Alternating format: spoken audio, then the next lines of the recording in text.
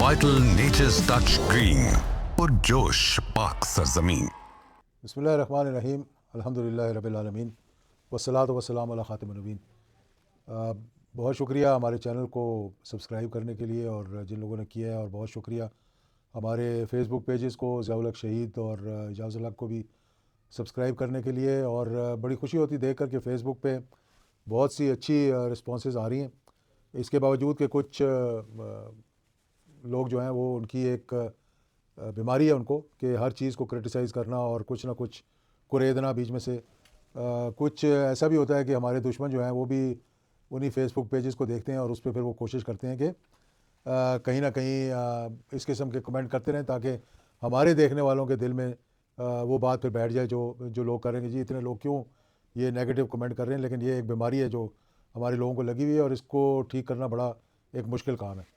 तो आज सबसे पहले तो मैं कल बैठा हुआ था जब, और रात तकरीबन ताक रात थी, 25वीं की 24वां रोज़ा ख़त्म हुआ था और 25वीं की रात थी। तो कुछ दोस्तों से भी मिले, अफ्तारी भी की और सहरी भी की, और उसके बाद बैठ के रात में कुछ थोड़ी बहुत इबादत की, और उसके बाद बैठ कर मैं सोच रहा था और एकदम मुझे एक याद आया कि एक बहुत ही अमीर तरीन जो अरब ममालिक के जो एक शेख थे, शेख कह सकते हैं उनको, शेख तो नहीं थे, वो थे असल में पैलेस्टीनियन थे, मतलब फ़लस्तीनी थे और नॉन मुस्लिम फ़लस्तीनी थे जिन्होंने फ़लस्तीन के लिए इतना कुछ किया था। यानी 300 बेड का अस्पताल बनाने से लेकर और वहाँ लोगों की खिदमत करने से लेकर कि आप सोच नहीं सकते। अल्लाह ताला ने उनको इतना दिया था कि हर दुनिया के मुल्क के अंदर उनके अपने घर थे, लबनान में, कुवैत में, एथेंस में, लंदन में, अमेरिका में, मतलब हर जगह आप नाम लें तो उस जगह उनका, गल्फ़ में, यानी कि तमाम जितने एमरेट्स थे उनके अंदर, और उनका डायरेक्ट रब्ता था वहाँ के जो हायरार्की थी या मोनार्की थी उसके साथ डायरेक्ट रब्ता भी था। तो मेरी उनसे मुलाकात हुई, ये उस ज़माने की बात है जब मैं बैंक में काम कर रहा था, 1980s की, अर्ली 80s की बात है। तो उन्होंने कहा कि हम इंटरेस्टेड हैं पाकिस्तान में कुछ इन्वेस्टमेंट करें, वहाँ पे अपने बैंक की ब्रांच भी खोलें और हम चाहते हैं कि हम एक दौरा करें। तो मैंने कहा आप ज़रूर आएँ पाकिस्तान। तो मैं उनको लेकर आया, उनको मैंने अपने वालिद ज़ियाउल हक शहीद से बात की कि वो आना चाह रहे हैं पाकिस्तान में पहली मरतबा। लाज़मी बात है, अपना जहाज़ था उनका, उस जहाज़ में वो तशरीफ़ लेकर आए और एक उनका खाना किया उस वक्त के आर्मी हाउस के अंदर, और उनसे बहुत सी गुफ्तगू की, और उनसे उनको फिर मेरे वालिद साहब ने दावत दी कि आप जाएं और हमारे ज़रा जो पहाड़ी इलाका है वो देख कर आएँ, और कल आप लंच करें गवर्नर हाउस मरी के अंदर, और थोड़ी सी आपकी तफरीह भी हो जाएगी और आप पाकिस्तान के बारे में आपको थोड़ी सी मालूमात भी हो जाएंगी। तो मैं उनके साथ फिर अगले दिन हम यहाँ से बाय रोड जो है वो गए गवर्नर हाउस में, हमने खाना खाया और वहाँ खड़े होकर पहाड़ों का नज़ारा देखते रहे। और फिर वहाँ से जब वापसी हुई हमारी, तो मैंने देखा कि वो कुछ अपसेट से हैं और कोई उनकी जैसे कि इंसान की आंखों में आंसू आए होते हैं। तो मैं ये समझा कि शायद सड़क की वो जो स्पिन होके जाती है, घूम के जाती है मरी की सड़क, तो कमूमन लोगों की तबीयत ख़राब हो जाती है। तो वो नहीं था। थोड़ी देर बाद मैंने जब उनसे पूछा, मैंने कहा कि आप खैरियत से हैं, तो उन्होंने मेरा हाथ पकड़ा और उनके आंसू जो थे ना वो मज़ीद टपकने शुरू हो गए। तो मैं बड़ा परेशान हुआ, मैंने कहा पता नहीं क्या बात है। तो मुझे उन्होंने कहा इजाज़ मैं तुमसे कोई बात करना चाहता हूँ। और मैंने कहा जी फरमाइए। उन्होंने कहा देखो, इस मुल्क को, जो इतना खूबसूरत मुल्क है आपका, ये अल्लाह का जितना शुक्र अदा करो उतना कम है कि तुम एक आज़ाद मुल्क के अंदर रह रहे हो। और उन्होंने कहा कि मैं एक नॉन मुस्लिम क्रिश्चियन यानी कि फ़लस्तीनी हूँ। दुनिया की हर चीज़ मुझे अल्लाह ताला ने दी है, जहाज़ दिए हैं, गाड़ियाँ दी हैं, हर जगह मैं दुनिया में जाता हूँ अपनी गाड़ियाँ आई होती हैं, ड्राइवर आए होते हैं, जहाज़ एयरपोर्ट पे खड़े होते हैं। लेकिन जब मैं जाकर अपना पासपोर्ट रखता हूँ तो कई दफ़ा इमिग्रेशन वाले जो हैं वो बदतमीज़ी पे उतर आते हैं, क्योंकि वो लबनान फ़लस्तीनी थे, लबनान का पासपोर्ट था। तो कई दफ़ा कहते हैं हमें, वो कहते हैं जी आप दूसरी लाइन में खड़े हो जाएँ, या इस किस्म की कोई बात हो जाती है जिससे बड़ा दिल दुखता है। तो ये देख कर मुझे कल इस बात का बड़ा एहसास हुआ। बीच में मैं इसका एक दो दफ़ा ज़िक्र भी कर चुका हूँ कि किस तरह से अल्लाह ताला ने हमें ये पाकिस्तान अता किया। कितनी कोशिशों के बाद वो अल्लामा इकबाल का ख्वाब जो उन्होंने उन्होंने देखा था कि इस पाकिस्तान को बनाने के लिए कि 3-4 अशार उनके जो मुझे याद आते हैं, जिससे कि लोगों को उन्होंने इंस्पायर किया, जिससे कायद-ए-आज़म भी इंस्पायर हुए, जिससे अल्लामा इकबाल ने कि सबसे पहला शेर जो उनका मुझे सबसे ज़्यादा पसंद आता है वो ये है کہ چین و عرب ہمارا، ہندوستان ہمارا، مسلم ہے ہم، وطن ہے سارا جہاں ہمارا. یہ پاکستان بننے سے بہت پہلے انہوں نے یہ شعر کہا تھا. تو کہ سارا جہاں ہمارا ہے، ہم مسلمان ہیں. اور مطلب یہ تھا کہ بھائی چارہ، آپس میں مسلمانوں کا بھائی چارہ، کہ ہم جو مسلم ہیں ہم سمجھتے ہیں کہ جی سارا جہان ہمارا ہے، چین بھی ہمارا ہے، عرب بھی ہمارا ہے. لیکن وہ ہوا نہیں پھر اس طرح سے. لیکن پاکستان کے لیے بڑا انسپائرنگ تھا. تو اور انہوں نے اس کو، یہ تھا ترانہ ملی کے اندر یہ آیا تھا. پھر ایک ان کا شعر ہے بڑا زبردست یہ پاکستان موومنٹ کے اندر، کہ افراد کے ہاتھوں میں ہے اقوام کی تقدیر، ہر فرد ہے ملت کے مقدر کا ستارہ. یہ بھی بڑا ایک اہم شعر تھا جس نے پاکستان کی طرف پیش رفت ہوئی. اور پھر اقبال نے کہا کہ نہیں ہے نا امید اقبال اپنی کشت ویراں سے، ذرا نم ہو تو یہ مٹی بڑی زرخیز ہے ساکی. اور یہ شعر بھی انہوں نے کہا کہ نہیں ہے نا امید اقبال اپنی کشت ویراں سے، ذرا نم ہو تو یہ مٹی بڑی زرخیز ہے ساکی. کہ اگر اس کے اندر ذرا سی وہ پیار اور محبت اور تھوڑا سا جذبہ اور تھوڑا سا خون ملے گا تو یہ ایک بڑی نم جو ہے مٹی ہے، زرخیز ہے. تو قائد اعظم کو جو سب سے زیادہ پسند آیا تھا، جو ان کو سب سے زیادہ پسند تھا علامہ اقبال کا شعر، جس سے وہ بھی انسپائر ہوئے، موٹیویٹ ہوئے، تو وہ تھا کہ خودی کو کر بلند اتنا کہ ہر تقدیر سے پہلے خدا بندے سے خود پوچھے بتا تیری رضا کیا ہے. اور پھر قائد اعظم نے یونٹی، فیتھ اور ڈسپلن، یعنی کہ یونٹی آپس میں متحد ہونے کے لیے، فیتھ یعنی آپ مسلمان ہیں، یہ آپ کا فیتھ ہے، اور امہ کو کہا کہ یہ مسلمان ہونے کے ناطے سب اکٹھے ہو جائیں. اور ڈسپلن کا ان کا مقصد یہ کہنے کا تھا کہ اپنی پولیٹیکل سٹرگل کے اندر ایک ڈسپلن آپ رکھیں. اور ایک بڑا زبردست 1943 میں قائد اعظم کا کوٹ تھا، Pakistan is not only a matter of territorial settlement but it's a question of nation's life and future. یہ پاکستان جو ہے نا، یہ نہیں ہے کہ ہم کوئی حصہ بکھرا کر دیں، ادھر ایک علاقہ ہم لے لیں، لیکن یہ ہمارے لائف اور ہمارے فیوچر کی بات ہے. تو یہ ہمارا یہ پاکستان جو اللہ تعالیٰ نے ہمیں عطا کیا ہے، اب لوگوں کو ریئلائز ہونا شروع ہوا ہے. یہ جو غازہ کے اندر جینوسائیڈ ہوا، جس طرح سے کارپیٹ بامبنگ کی گئی وہاں پہ، کس طرح سے بچوں کو، عورتوں کو شہید کیا گیا، اسپتالوں کو، اسکولوں کو، یعنی دنیا کی تاریخ میں اتنا بڑا جینوسائیڈ، اتنا بڑا ظلم میرا نہیں خیال کہ ورلڈ وار 2 میں یا اس سے پہلے یا کہیں جرمنی میں یا ان کانسنٹریشن کیمپوں کے اندر یا ان گیس چمبرز کے اندر بھی ہوا ہو. جس طرح خوف کے ساتھ انہوں نے 1 لاکھ کے قریب لوگوں کو شہید کیا وہاں، جس میں معصوم بچے تھے، جن کے لیے آکسیجن نہیں موجود تھی، جن کے لیے اسپتال موجود نہیں تھے، جن کے لیے کھانا موجود نہیں تھا. جب سارے مسلم امہ دیکھ رہی تھی تماشا، اور اس وقت ہی اس کے دوران وہ جو ابراہیم اکارڈ کے اندر گھسنے کی کوشش کر رہے تھے، اور اسی کے دوران پھر یہ پیس بورڈ اور دیگر چیزیں جو ہیں وہ بننی شروع ہو رہی تھیں. کسی نے نہیں کہا کہ یہ جو ظلم کیا ہے، یہ جو جبر ہوا ہے، یہ جو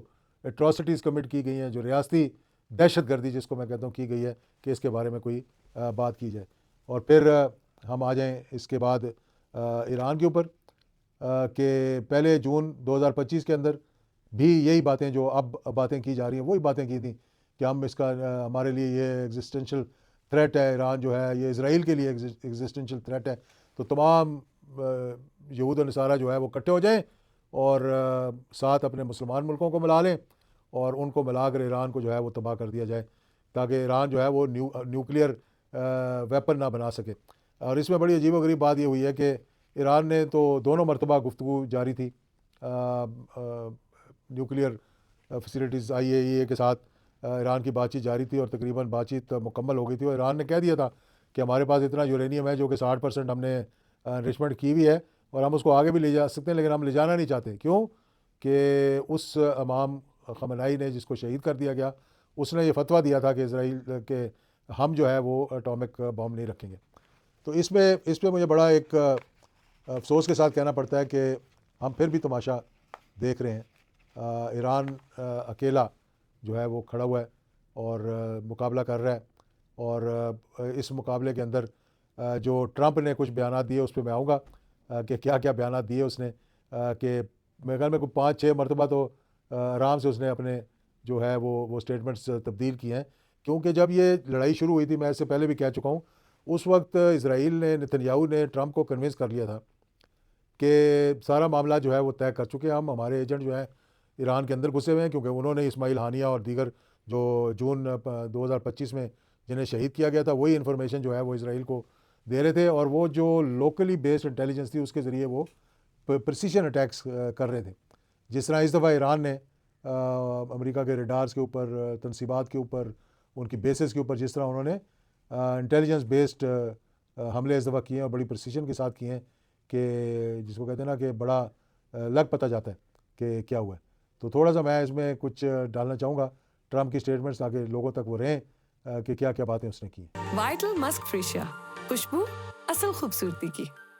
جب عمان کے ذریعے امریکہ کی اور ایران کی گفتگو ہو رہی تھی اور اس میں بہت پیش رفت ہوئی، یہاں تک کہ عمان کے وزیر خارجہ نے امریکہ میں جا کر یہ کہا کہ ہم تقریباً معاملات کو کنکلوڈ کر چکے تھے، لیکن نتن یاہو کا بخار نہیں اتر رہا تھا اور وہ چاہ رہا تھا کہ کسی نہ کسی طریقے سے ایران پر حملہ کر دیا جائے، جیسا کہ پچھلی دفعہ 12 دن کیا تھا اور اس کے بعد پھر معافی مانگنی شروع کر دی اور انٹرونشن آ گئی کہ جی خدا را اس لڑائی کو بند کروائیں.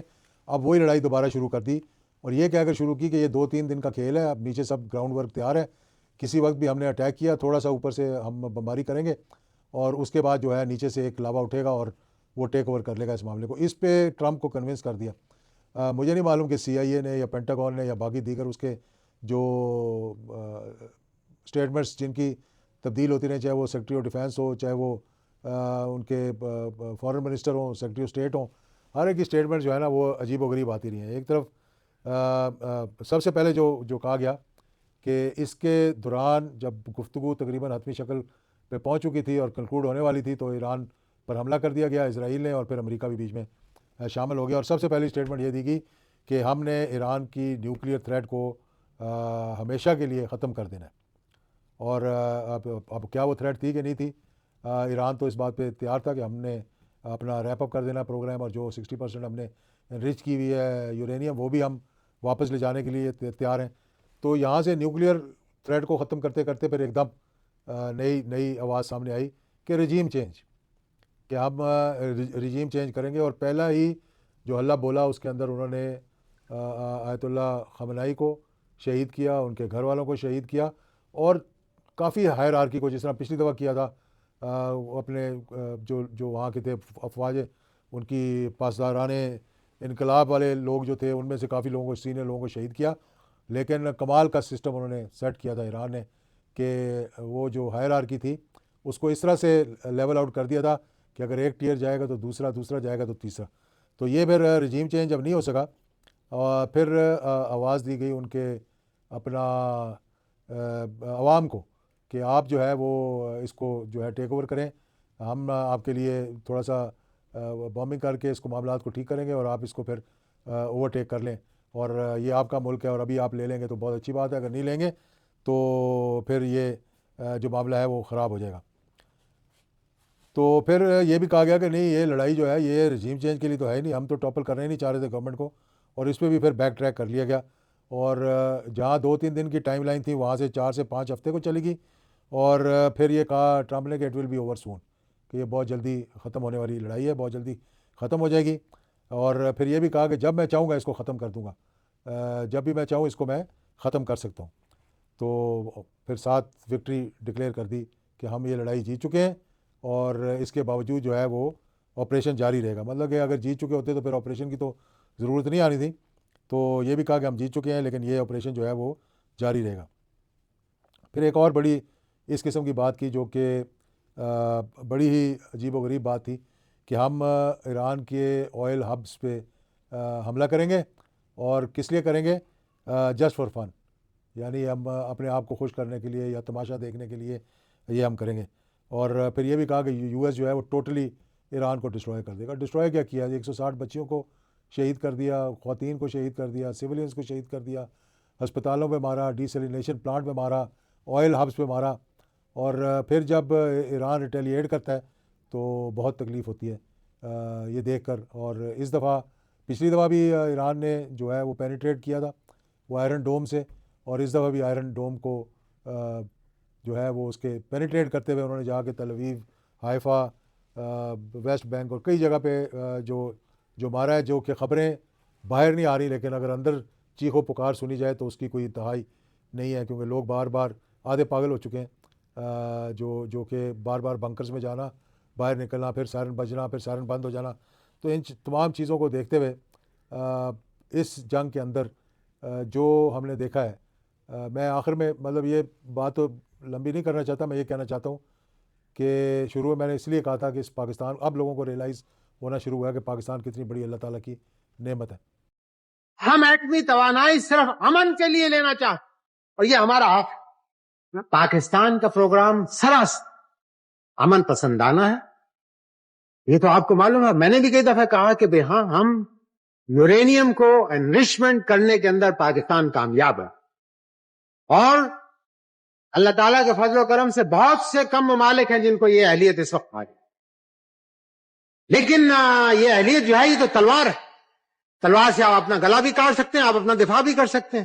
ایسی کوئی چیز نہیں ہے جس کو یہ کہا جا سکے کہ جناب this was a peaceful device of nuclear activity. کیونکہ ہندوستان کی طرف سے ہم نے کہا کہ جناب ہم تو یہ نہیں کہتے کہ ہم پیسفل ڈیوائس کر رہے ہیں یا نان پیسفل ڈیوائس ہم بنانے کے لیے، ہم تو یہ کہتے ہیں کہ پاکستان ملٹری فیلڈ کے اندر کوئی اس قسم کا پروگرام نہ رکھتا ہے، نہ رکھنے کا ارادہ رکھتا. ہمارا پروگرام صریحاً جو ہے وہ امن پسندانہ، اور اس کے اندر ہمیں کوئی روک نہیں سکتا. اگر اللہ تعالیٰ کو منظور ہوا تو انشاءاللہ پاکستان کے پاس ایسی اہلیت ہوگی کہ پاکستان اپنے انرجی کے ریسورسز کو پورا کرنے کے لیے ایٹمی توانائی سے بھرپور فائدہ اٹھا سکے. اور یہ اللہ تعالیٰ کا فضل و کرم ہے کہ پاکستان کو اللہ تعالیٰ نے ایسے ایسے دماغ عطا کیے، ایسے ایسے سائنسدان اس وقت ہمارے پاس موجود ہیں کہ اگر آپ ان کو صبح سے لے کر شام تک ان کی تعریف کریں تو وہ بھی کم. اور اس میں کوئی شک نہیں کہ ہماری اہلیت اس وقت موجود. لیکن میں نے ہمیشہ یہ کہا کہ پاکستان کے ریسورسز جو ہیں، پاکستان کی نیت جو ہے اور پاکستان کی جو پالیسیز ہیں، ہم اس چیز کے خلاف ہیں کہ دنیا کے اندر ایٹمی ہتھیاروں کی بھرمار. ہم اس چیز کے خلاف ہیں کہ دنیا کے اندر ایٹمی جنگ کو فروغ ملے.